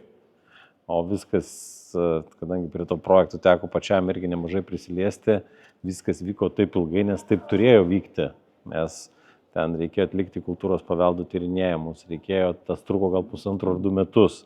Ir tikrai tai laikau ir savo, kaip sakoma, ir savo komandai mums pasakė, kad mes negalim sugriauti tas, kas ne mūsų. Mes turim. Ir čia jau nėra taip, kad ten, žinot, kaip su viešom institucijom, tai visokių gali darykit ar nedarykit, bet tu pats jauti atsakomybę, kad tu turi elgtis taip, kaip turi elgtis. O jau čia įforminimo klausimas, ar tu vėluoji, nevėluoji, čia ne tame reikalas. Tai labai džiaugiuosi, kad ten pavyko mum kad ir visuomenį po to supratom, kad nelabai gerai vertinant dėl to, kad mes labai ilgai netidavėm visuomeniai, bet ji pati nesuprato to, kad mes viską išsaugom, kas ten buvo ir nesugriovėm. Tai ir visuose projektuose, kur mums tenka prisiliesti, sakykime, mes nedirbam su daug, sakykime, projektų, kuriuose reikia paveldosauginių tokių, bet vis tiek tenka susidurti. Tai esminis momentas, tu turi vertinti ir išsaugoti tai, kas yra. Ir kitą kartą supratom, kad reikia daugiau apie tai kalbėti. Ką mes ir dabar darome? Norėčiau prie to paties, paliesti, kadangi tai yra privati, sakykime, erdvė. Vis tik norėtųsi pakalbėti ir apie valstybinę erdvę. Aš neseniai prieš trejetą savaičių grįžau iš Amsterdamo, dažnai važiuoju, tiesiog pasižiūrėti Olandijoje, kas naujesnio, kas įdomesnio yra. Ir, tiesiog, kaip sakant, liūdna pasižiūrėti, malonu, kad ten valstybė skiria ypatingą dėmesį būtent unikalių objektų finansuojamų valstybės lėšom statybą. Tai stotis, pavyzdžiui, ten susiekimas puikus, tai stočių, pavyzdžiui, architektūra. Tai ten atvažiuoji, miestelis nedidelis, ten 100 000, sakykime, gyventojų, 100 000 gyventojų ir ten geležinkelio stotis, ant kurios stogo yra kokie ten 300 mašinų parkavimo aikštelė. Įsivaizduot dydį, nusileidimai, arba ten Kopenhagos naujoji stotis su savo tuo, atsikišusiu, tai yra tik forma. Tai yra tik forma, bet valstybė skiria tokį dėmesį, tokias lėšas, kad save reprezentuot. Ir aš jau daug kur tik tai galiu, reiškia, kur klausia į kamerą, ne į kamerą, visada atsakau, valstybė pas mus eina atbulai. Visiškai ne šitaip yra formuojamas valstybės įvaizdis. Absoliučiai. Jeigu paimsim paprastą dalyką, tarpukarį, daug biednesnė valstybė. Bet pažiūrėkite, kaip buvo formuojamas valstybės įvaizdis, pavyzdžiui, per architektūrą. Telšiai miestelis 8 000 gyventojų tuo metu. 2 katalikų bažnyčios, 5 sinagogos, reiškia, kirchė ir cerkvė. Aš kad įsivaizduoti kontekstą. 2 simfoniniai orkestrai, 5 laikraščiai. Ir statoma yra gimnazija su stikliniu kampu, Bauhauso architektūra, fantastiška, Stulginskio, kaip jis sakydavo, mano Gulbės giesmė. Miestelis nedidelis, su pešyklom, kurios apšviestos iš viršui, su sporto sale, kuri turi dušus, 36-8 metai. Čia yra valstybės požiūris. Ir dabar tai paėmė, atsiverti, kokioje erdvėje aš dabar gyvenu. Pigiausia. Kai pasako pigiausia, tai visada norisi pasakyti, paskelbkit konkursą, parašyti valstybės himnui pigiausių, kas laimės pigiausią variantą.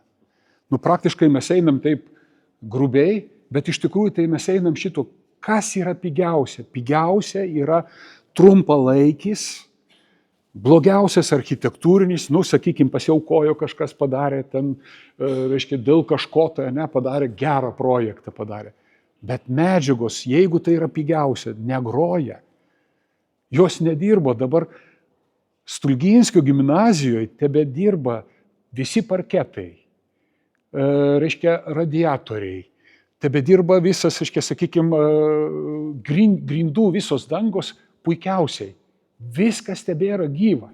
Bet suprantat, kodėl taip yra, nes yra iš esmės toks požiūris, aš irgi susiduriu, tarkim, ir su tam tikrais klientais, sakykime, kurie, sakykime, investuoja, skaičiuoja, pas jos grąža yra 5 metai. Ir jeigu tu statai pastatą, ar ten įrenginėjai savo būstą ar panašiai, tu negalvoji, pas tave nėra tokio galvojimo kitom kartom. Net nėra tokio dalyko, tu iškart galvoji, tau neapsimoka, tau netinka šitas dalykas.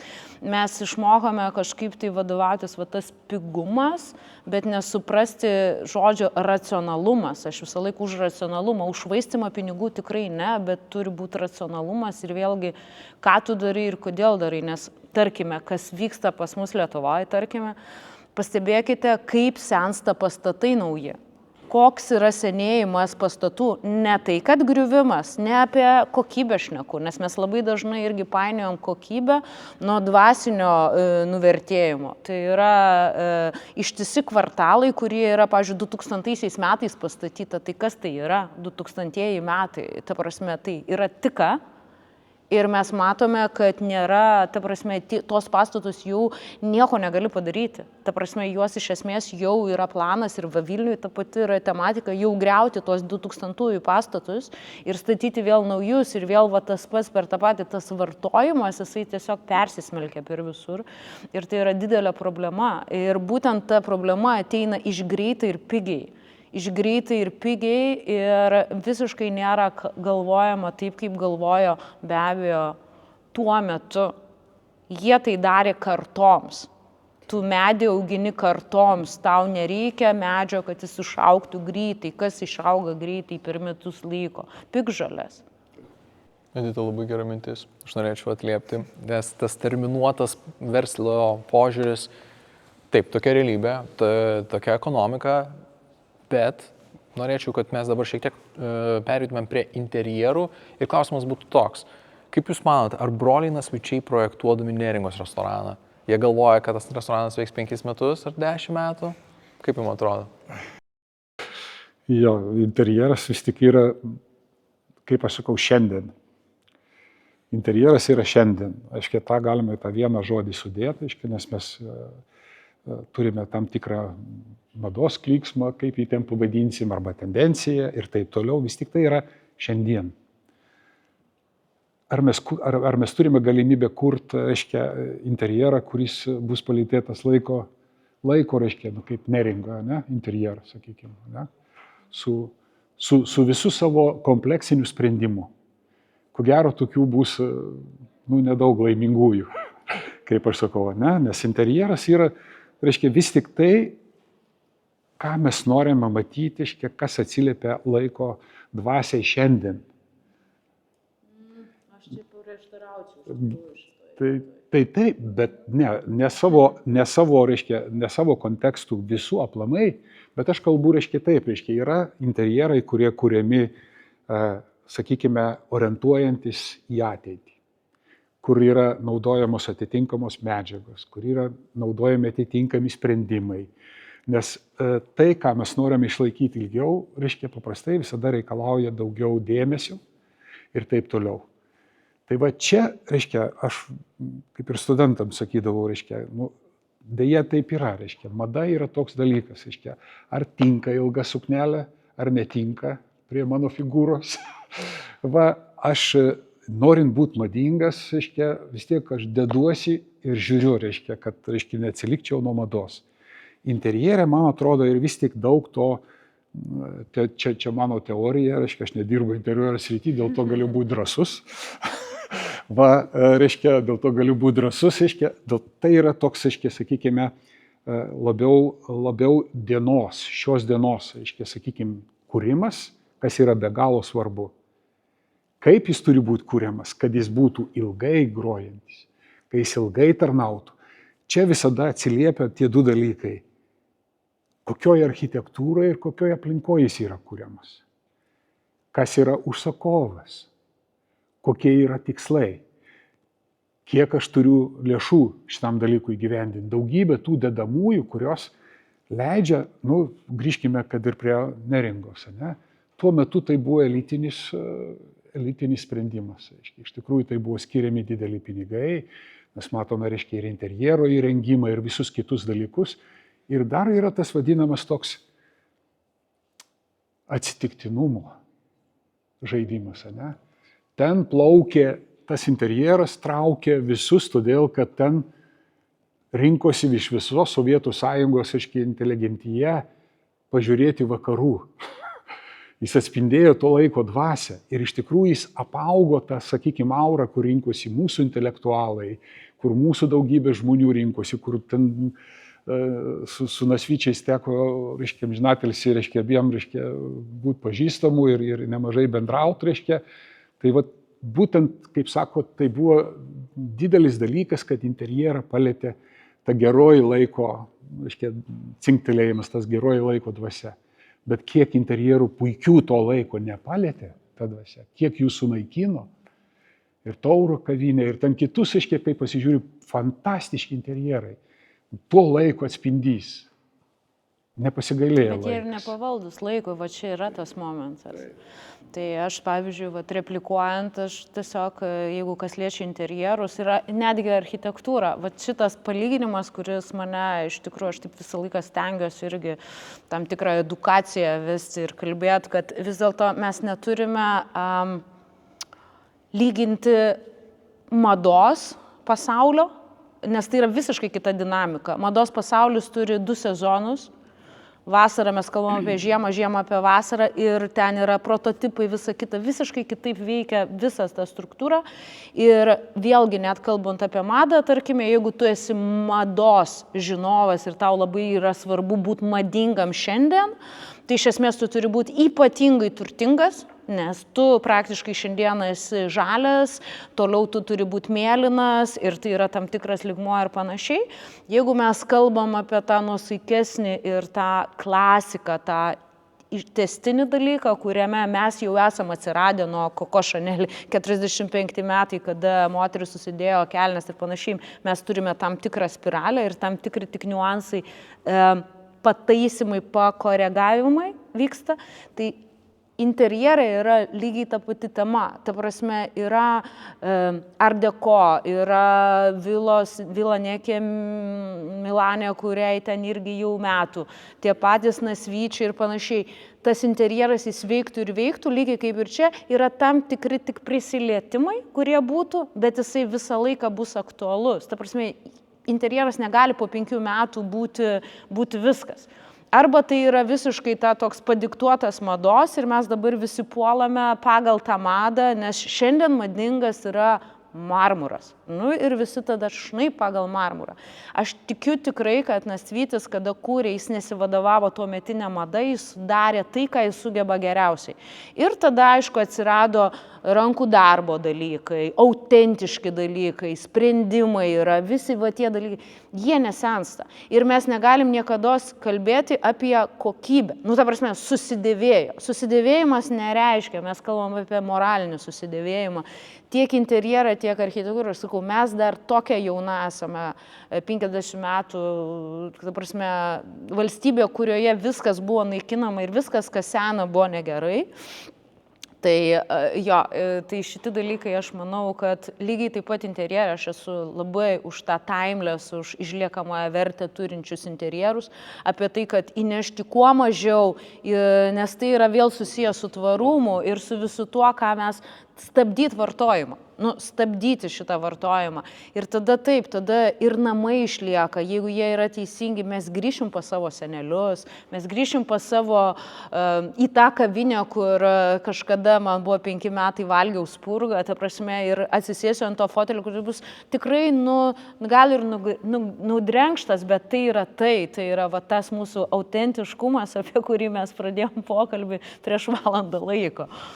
Aš manau, kad tas autentiškumas mūsų šitam pokalbį ir suksis, tas leitmotyvas ir labai gerai. Aš manau, kad iš auditorijos, dar kaip tik buvau išgirdęs klausimą, artėjant prie auditorijos klausimų, pakalbėkime apie profsąjungų rūmus. Taigi Vilniuje buvo diskusija, kad tai yra autentiškas statinys. Išgelbėkim tą pastatą, jis turi kapitelį, jis turi kolonas, jis turi, vadinkim, tam tikrus antikinės architektūros fragmentus, bet visa tai buvo tik iliuzija, kuri buvo sukurta komunistinės santvarkos, vadinkim, iš vidaus supūvusios santvarkos, kurioje atsirado tokie statiniai, replikuojantis kažkokį klasicizmą, aš jį vadinu sovietinį klasicizmą, ir iš esmės ta architektūra yra nuodinga. Ir Almantai, pasidalink savo mintimis, tu žinau, kad esi prisilietęs prie Tauro kalno projekto, kaip tu vertini visą tai ir kaip tie pokyčiai dabar veikia, nes aš matau, kad tie pokyčiai juda tikrai gerą linkmę. Su Tauro kalno projektu, sakykime, tikrai esu prisilietęs. Planas yra, kad šių metų gruodžio 1 Tauro kalno viso parko, to kalno visos papėdės sutvarkymo projektas bus atidarytas visuomenė, mes 2 metus su juo dirbam. Tiesiogiai, visi laiptai, vaikų žaidimo aikštelės, apšvietimas. Ta prasme, tai čia bus mūsų 3 parkas jau per 5 metus, kurį perduodam visuomeniai. O su pačiu pastatu, tai puikiai žinau tą projektą, kadangi mes irgi dalyvavom konkurse. Dabar naujai statomų Tautos namų, jo nelaimėjom, tai statys kitas, kolegos statys. Ir šiek tiek teko pasidomėti tą istoriją, tai labai įdomi istorija, visi vadina profsąjungų rūmai, bet iš tikrųjų tai pirma ten turėjo būti Tautos namai. Ten 1914 metais Basanavičius važiavo į Jungtinės valstijas ir rinkti lėšų to sklypo įsigijimui, ar ne? Tai iš ištakų ten ir yra Tautos namai, bet ne profsąjungų rūmai. Tai jau vien iš tos pusės žiūrint ten, kad ir koks gražus tas pastatas profsąjungų rūmai būtų pastatytas, tai turbūt realiai svetimkūnis jau ten būtų. Tai aš labai už tai, kad jie nugriauti, už tai, kad atsirastų tikrai vieta, sakykime, su muzika daug nesusijęs, bet tikrai kur pabendrauju su žmonėm, kurie susiję muzika, tikrai pasaulinio lygio koncertų vieta, nes interjerą ten architektai yra berods ispanų įmonė, pačią akustiką projektuoja viena iš garsiausių japonų akustikos įmonė, žinau, kad tikrai ten ir modelius daro viską, tai tikrai ten atsiras vieta, kuri bus išskirtinė visai Lietuvai ir tikrai laukčiau, kad kolegos jį turėtų atsirasti po 4 metų. Tai vienareikšmiškai aš labai už, kad profsąjungų rūmai nugriauti ir kad ten atsirastų Tautos namai būtent. Turi minti savo, tikrai turi. Jo, iš tikrųjų, čia palėtent tą klausimą, reiškia, kuris, reiškia, yra svarbus mums. Einant į ateitį, reiškia, būtent ideologinės architektūros, reiškia, likimas, buvimas, reiškia, kokioj vietoje jisai lieka pas mus, reiškia, sakykime, mūsų kontekste. Visi žinom, kad, reiškia, būtent ta kaimynė mūsų, jinai, reiškia, jau senokai gyvena būtent toje erdvėje, kad ideologija yra vienas iš pačių svarbiausių ginklų ir vienas iš svarbiausių savęs reprezentavimo užimtoje teritorijoje, arba, reiškia, tai vadinkime tikroji Rusijos teritorijoje nuo amžių, kaip jie save vadina. Ir iš tikrųjų negalima to fakto, reiškia, vien matyti kaip vien, reiškia, meninė vertė, ne, architektūrinė vertė. Natūralu, kad visi šitie objektai buvo statomi aukščiausiose vietose, su svarbiausiu ideologiniu poveikiu, reiškia, siekiamybė. Jie visada stengiasi užimti viešasias erdves, ten, kur yra matoma ta, reiškia, erdvė, ten, kur yra pastoviai akyse. Žiūrėkit, netgi savo kareivius, kur jie laidoja. Centre, mieste, prie bažnyčios, netgi Telšių pavyzdžių gimnazijos, reiškia, stadione. Kam? Kodėl tai buvo daroma? Kodėl buvo, pavyzdžiui, sakysim, visos aikštės, pilys, bažnyčios, paminklai, kurių negalėjo iškart nugriauti, kodėl jie buvo užsodinami? Kodėl, reiškia, Turgaus aikštės visos buvo užsodinamos medžiais? Kodėl tai buvo daroma su žmonių pagalba? Vietos pririšimas, žmogaus pririšimas. Kada ateina į aikštę, išima ten 6 akmenys, nes daugiau, reiškia, neturi jėgos, reiškia, 100, ne? Ir įkiša vargšę tą liepą. Ir jinai ten rudyja, jinai ten visa, reiškia, gyvena vos alsuodama, kaip aš sakau. Bet tai yra su maršais pririšama žmogus, kuris sodino šitą liepą. Tai yra žalioji, taip vadinkim, raudonųjų žalioji ideologija. Ir kada reikia apvalyti, pavyzdžiui, visi atsimenat, ko gero, Šaršalą su, reiškia, sakykime, Biržų pilim. Kodėl jinai buvo visa apaugusi? Kad nebūtų matyti jos, kad jos neliktų, kad jos nebūtų matoma, nebūtų naudojama ir kad ją būtų galima labai lengvai ištrinti. Nenaudojama, nematoma, nieks negins. Tai išeina iš sąmonės žmogaus, iš pasipriešinimo ir taip toliau. Tai yra sudėtinga, tai yra mašina visa ideologinė ir dirba. Ir tie visi dalykai, apie kuriuos mes šiandien kalbam ir apie profsąjungų rūmus, ir reiškia apie aerouosto, reiškia, sakykime, pagrindinį statinį, yra tos ideologijos vienareikšmiai išraiška. Ir tie, kurie vertina vien tą dalyką, tą aspektą, vien tik tai iš meninės pusės, čia yra tik laiko dvasia ir taip toliau, klausimas yra kaip jie vertina tai, kaip tai atsirado, kaip tai veikia, kaip tai yra, o tai yra tiksliniai pasodinta, kad jinai dirbtų. Ir klausimas yra, tai kodėl mes Mein Kampf, kodėl išimam iš apyvartos? Jo, bet paliekam architektūroje Mein Kampf.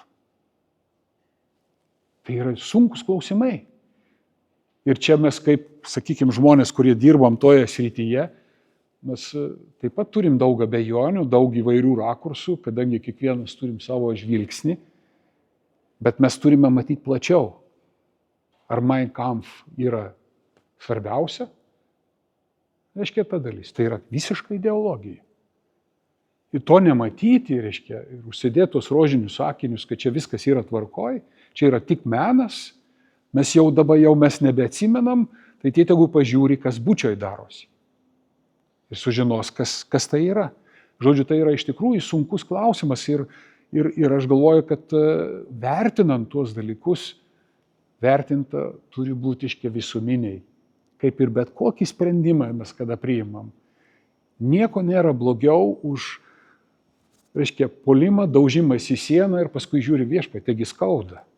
Reiškia, tai reiškia, tai žemaičiai, reiškia, yra labai žmonės, reiškia, išmintingi ir kaip mano amžinatelis tėvukas sakydavo, tai yra žmonės, kurie kalba iš išminties. Jie sakydavo labai paprastai, vaks, nedaužk, su galva įsieina, skaudies neseina, o galva. Fantastiška filosofija. Jūs, Algirdai, labai atliepėt, nes vakar kaip tik teko valandą laiko klausytis Aurimas Navys, vienas iš Lietuvos armijos pačių pagrindinių. Tai vat, būtent vienas iš 3 dalykų reikalingų karoje, tai ideologija, paruošti žmonės. Tai vienas iš 3 dalykų, karai nevyksta, bet to tai vat, labai... Ir dabar, kadangi mes einame šiek tiek į pabaigą, norėčiau kaip tik užklausti jūsų mūsų auditorijos klausimų.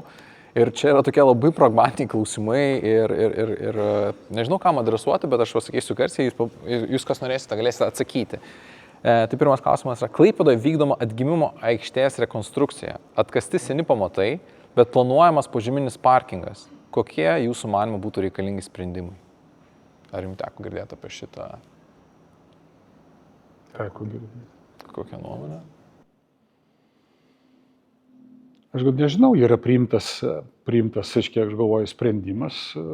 Projektas man daro gerą įspūdį. Reiškia, iš tikrųjų, gana įdomiai pristatoma yra atgimimo aikštė su sakykime, architektūriniu gerų, reiškia, užtaisų, su istoriniu užtaisu, reiškia, to maketo, reiškia, sakykime, toks labai originalus pateikimas, ne, miesto kaip istorijos, reiškia, ir viešos, ir tos erdvės, nu, kaip pasakyti, reiškia, atgimimas labai atsiliepia, reiškia, iš tikrųjų jinai išgyveno, nu, daugybę dalykų, ne, išgyveno užstatymą, kuris yra istorinis, reiškia, bet tam istoriniam kontekstui, reiškia, yra pagarba atiduodama per maketą.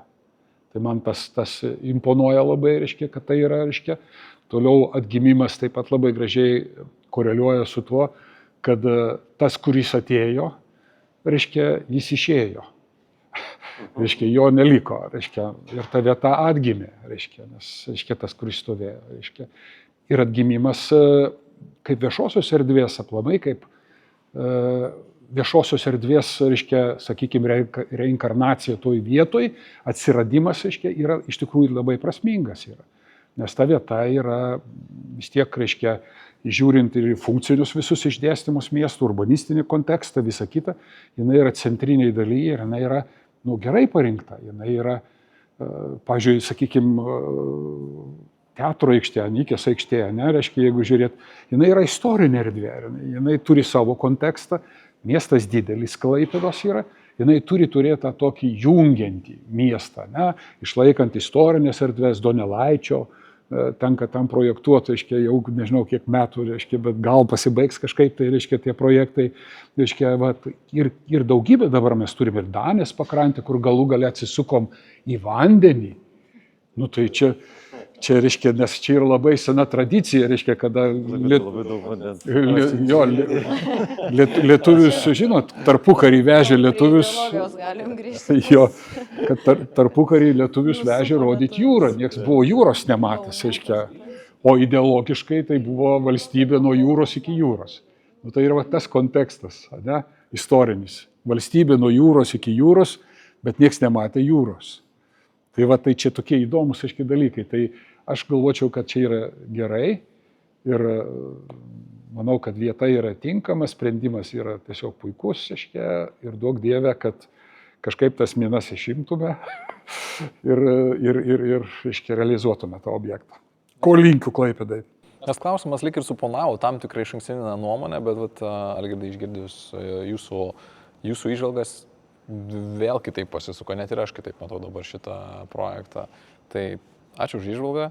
Taip pat dar turime vieną klausimą ir pabandys galbūt kas nors atsakyti, nežinau, galbūt žinot ar nežinot, bet buvo gautas leidimas statyti Marijos radijo pastatą Kauno senamiesty. Gal žinote, kaip tai buvo, kaip tai įvyko ir gal galite pakomentuoti?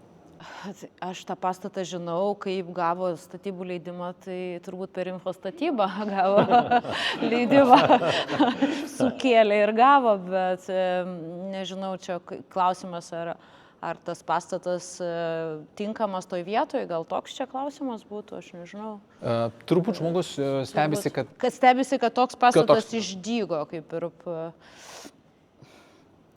Bet čia ir yra tas momentas, apie kurį mes šnekam, kad taip, šiuolaikinės architektūros ta misija, jinai yra labai sudėtinga, nes tu ypač, kada atsirandi šalia paveldo ir tokiam kontekste turi tikrai, kaip sakoma, krepšinio pasaulį pataikyti tą tritaškį. Ir tai yra tikrai labai sunku ir faktas, lengviau yra kažką panašaus, tą niuansinio paimti, nes čia šiuo atveju yra tas kompozicinis skambesys turėtų būti.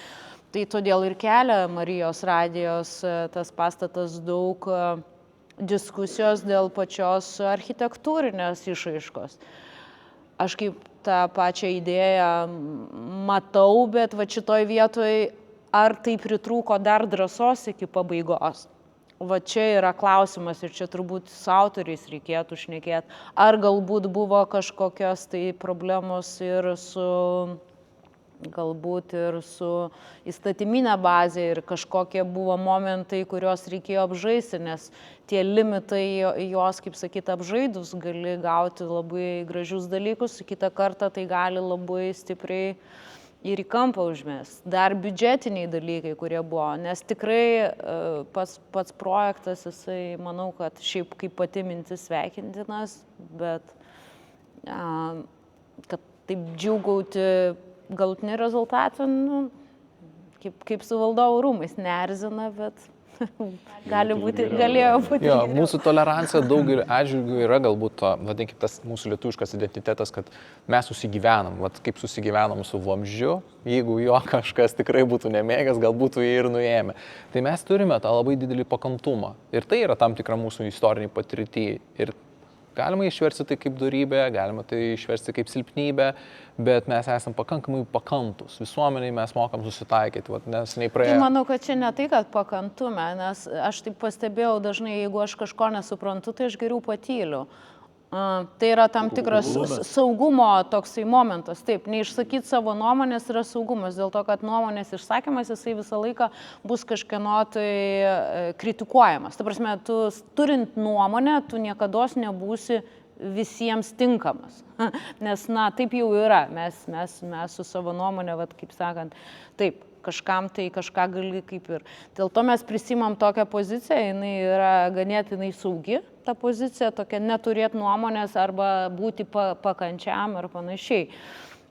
Taip, galbūt tai yra ir temperamento momentas, tas lietuviškas toksai, kaip pasakyti, bet dažnai aš matau ir tikrai mane labai erzina, ypač kai aš apie savo sritį šneku ir kada aš matau manipulacijas ir kada tikrai sėdi žmonės, kurie galbūt neturi tam tikro išprusimo ar panašiai ir yra labai protingom, aukštom frazėm dėstomi tam tikri dalykai ir tiesiog tave įvelia į tokią situaciją, kad tu nebesupranti, ką šneka, paklaus kaip ir nepatogu, nes nežinai, kaip čia gal blogai pasirodysiu ir tada tu toks kaip ir nutyli. Tai aš tai manau, viskas vėl remiasi į kultūrą, į žinias, į sąmoningumą, į važiavimą, keliavimą ir panašiai.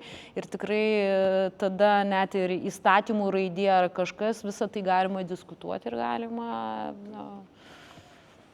laužyti standartus. Almantai, aš dar norėčiau tavęs paklausti. Tau tenka bendrauti su architektais ir kartais turbūt tenka nesutarti su tam tikrais sprendimais. Kaip tu šitoje vietoje elgiesi? Kaip nebūna. Tai va, aš tikiu, kad tu pasakai kritiką ir nebijai pasakyti tos kritikos, kad vardant kažkokio aukštesnio gėrio, vardant kažkokių pragmatiškų arba nebūtinai galbūt vertybinių aspektų. Kaip tu pasidalink savo patirtimi, su kokiais tų dalykais buvai susidūręs? Sakykime taip, turbūt čia nekalbėsim apie piknaudžiavimą ar panašiai, tai čia turbūt ne šio tema, jeigu ten yra kažkokie, tai būna dalykų, kai, kaip sakoma, tam tikri dalykai esam susidūrę, tarp kitko. Tikrai turėjo patirčių, kai yra kažkokie dalykai proteguojami, nekeičiami ir po to ten tikrai kaip sakoma, negražus dalykai. Taip apie tokius nekalbėsiu, nes kur tokie dalykai susiduria, tai mes tokiais dalykais kovojam. O kalbant apie tai, sakykime, apie bendravimą su architektais, tai sakyčiau, mūsų bendravimas yra labai dalykiškas.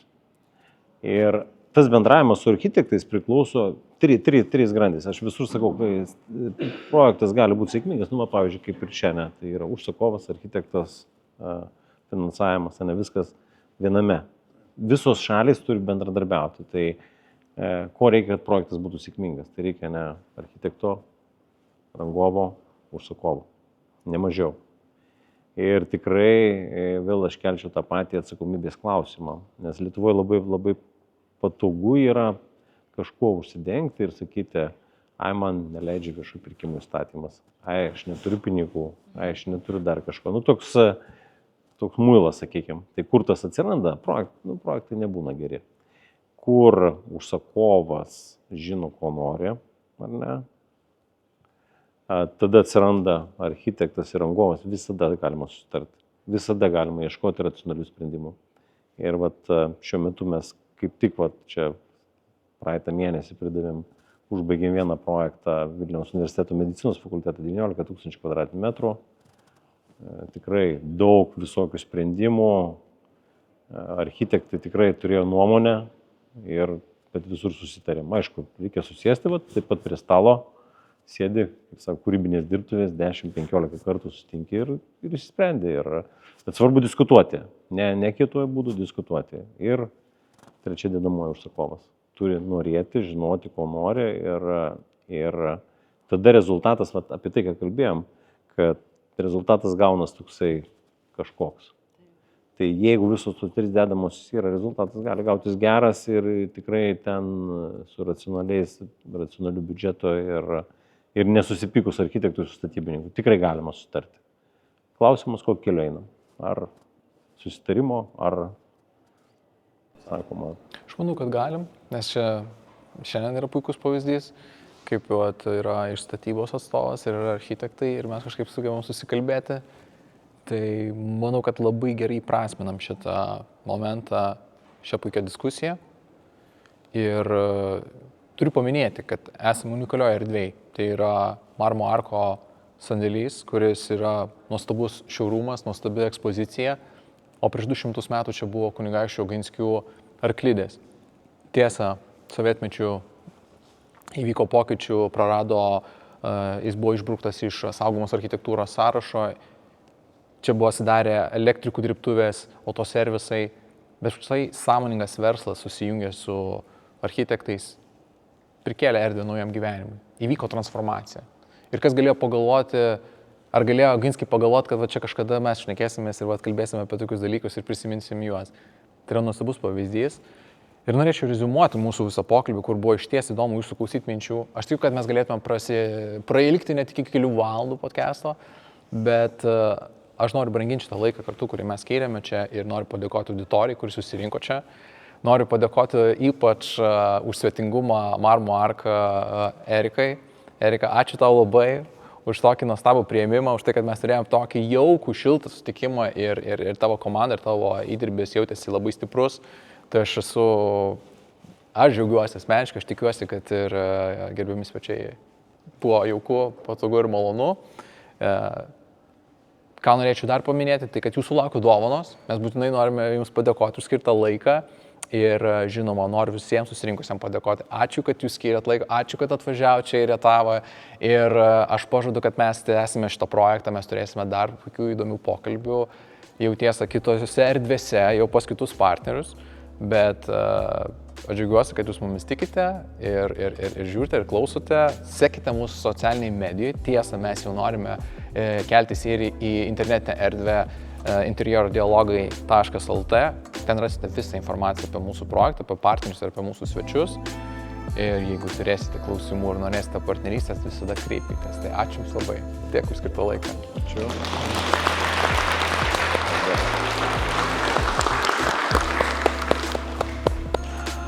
Valio, viskas, kavos arbatos reikia. Šalta. Aš matau, Edita, aš irgi jau pastebėjau, tai galvoju, reikia.